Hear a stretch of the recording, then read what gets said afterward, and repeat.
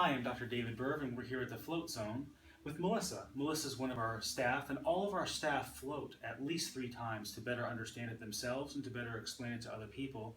And so Melissa's going to tell us today about her 3 float experience, and tell us a little bit about your first float. Well, my brain was kind of going crazy the first 15 to 20 minutes on trying to process my thoughts of, oh, I wonder what I want for dinner tonight. I wonder what I'm gonna do next week. I wonder if I have my appointment set. How long am I in this place for?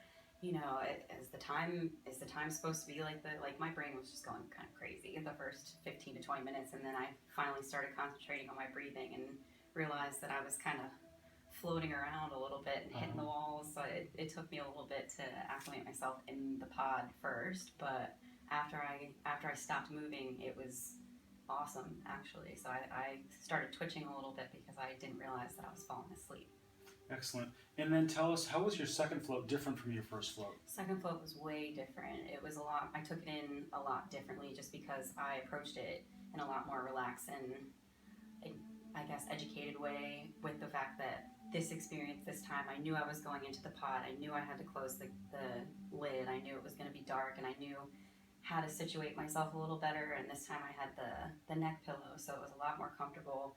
I was working with my sprained ankle, so I was able to kind of stretch it out in the anti-gravity positions that I really wasn't able to stretch it out when I was standing. Did your injured ankle feel better after your second float? Absolutely. It felt like $1 million actually, just because the heat from whatever temperature that was the same as, and probably the salt, the magnesium salts too, probably helped as well. Absolutely. Like everything was just almost euphoric, but not totally euphoric yet. So then you had a third float. That's when it became euphoric. That's when I really tranced out a little bit and got to the point of full sleeping, but my brain was still pretty active, so I was still thinking about things at the same time. It was a lot easier for me to silence out and be able to get into like a lucid dreaming state, which was a little weird when the light came on at the end of the session, because I actually thought I was in a dream, and I wasn't. I wasn't speaking to anybody. I was actually just very in the zone of my relaxation. So when I got up, I was a little woozy, and I kind of didn't feel my body until I stood up for a good 5 seconds.